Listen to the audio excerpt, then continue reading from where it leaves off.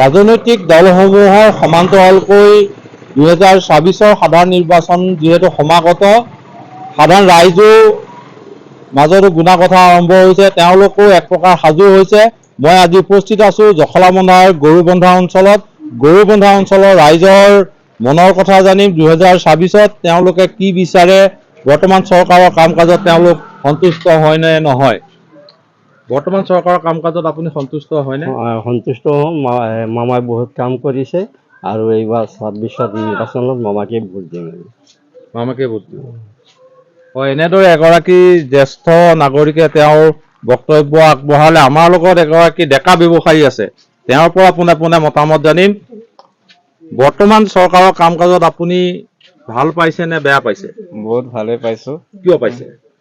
মামাই বহুতখিনি কাম কৰিছে, অনুদায় এইবিলাক মানে আঁচনি বহুত দিছে মানুহক। এইবিলাকেই 2024 নিৰ্বাচন সমাগত, আপুনি কি চিন্তা কৰিছে? মামাকে ভোট দিম বুলি ভাবি আছোঁ। মামাকে ভোট দিব। মামাকে ভোটটো দিব নোৱাৰিব আপুনি। মামাক বিজেপি চৰকাৰে বহুতখিনি আগবঢ়াইছে আমাৰ কাৰণে। অসমত বিজেপি চৰকাৰে পুনৰ বিচাৰে। অসমত বিজেপি চৰকাৰ পুনৰ বিচাৰে। এগৰাকী ব্যৱসায়ীয়ে মতামত ব্যক্ত কৰিলে। আমাৰ লগত আৰু কেইবাগৰাকীও লোক আছে, তেওঁলোকৰ পৰাও জানিম। দাদা, 2024 নিৰ্বাচন পালেহি, আপোনাৰ চিন্তা চৰ্চা কেনেকুৱা? কি ভাবি আছে? কি ভাবিছোঁ আৰু দিব লাগিব চৰকাৰক। কাৰ চৰকাৰ হোৱাটো বিচাৰিব? বিজেপি। বৰ্তমান চৰকাৰে ৰাইজৰ কাম কাজ কৰি আছে। ভাল কৰি আছে। সেইকাৰণে 24ত অসমত কি বিচাৰিব? বিজেপি চৰকাৰ বিচাৰিব। হয়, আমাৰ লগত আৰু এগৰাকী সাধাৰণ শ্ৰমজীৱী আছে। এখন সৰু দোকান দি তেওঁ পৰিয়াল পোহপাল দিছে, নিজে স্বাৱলম্বী হৈছে। দাদা, 2024 নিৰ্বাচন সমাগত, আমাৰ মামাৰ চৰকাৰ হোৱাটো বিচাৰো। মামাই কাম কৰিছে ৰাইজৰ কাৰণে, মামাৰ চৰকাৰে লাগে আমাক। ৰাইজৰ কাম কৰিছে। ৰাইজৰ কাম কৰিছে। হয়, এনেদৰে কেইবাগৰাকীও ব্যক্তিয়ে তেওঁলোকৰ প্ৰতিক্ৰিয়া ব্যক্ত কৰিলে। বাইদেউ, 2024 নিৰ্বাচন পালেহি, আপুনি কি ভাবি আছে? ৰাইজে যিটো ভাবি আছে সেইটো আমিও ভাবিম। বৰ্তমান চৰকাৰৰ কাম কাজত আপুনি সন্তুষ্ট হয়নে? না, হৈ আছো, সন্তুষ্ট হৈ আছো। অসমত কাৰ চৰকাৰ বিচাৰিব? আমাৰ বিজেপি চৰকাৰে আহি আছে যেতিয়া কিয় বিচাৰিছে? বিচাৰিছো আৰু সুবিধা এটা পালো আৰু সেইটো কাৰণে। আপুনি আঁচনিৰ সুবিধা পাইছে? আঁচনি পালো, ঘৰ পালো, গোটেইখিনি বস্তু পালো আৰু আশা কৰিছো আৰু পাম। বিজেপি চৰকাৰে বিচাৰে। আৰু এগৰাকী জ্যেষ্ঠ লোক আছে।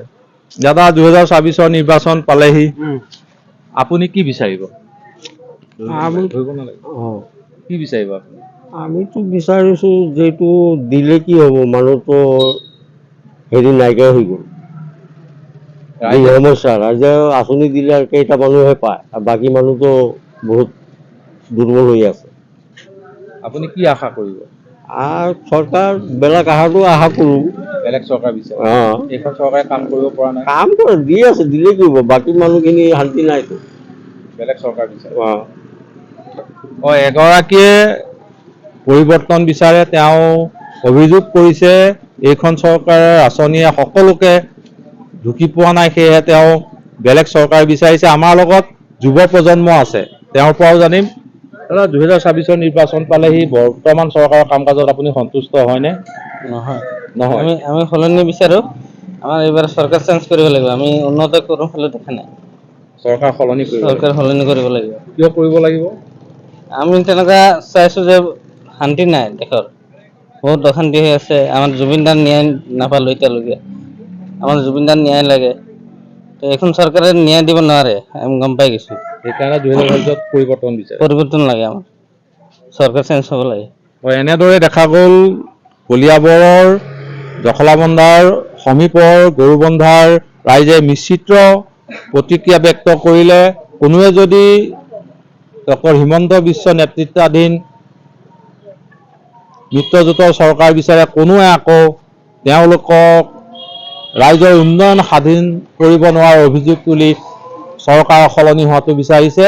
আৰু এনেদৰেই কলিয়াবৰ জখলাবন্ধাৰ সমীপৰ গৰুবন্ধাৰ ৰাইজে আহি থকা 2024 নিৰ্বাচনত তেওঁলোকৰ প্ৰতিক্ৰিয়া ব্যক্ত কৰিলে।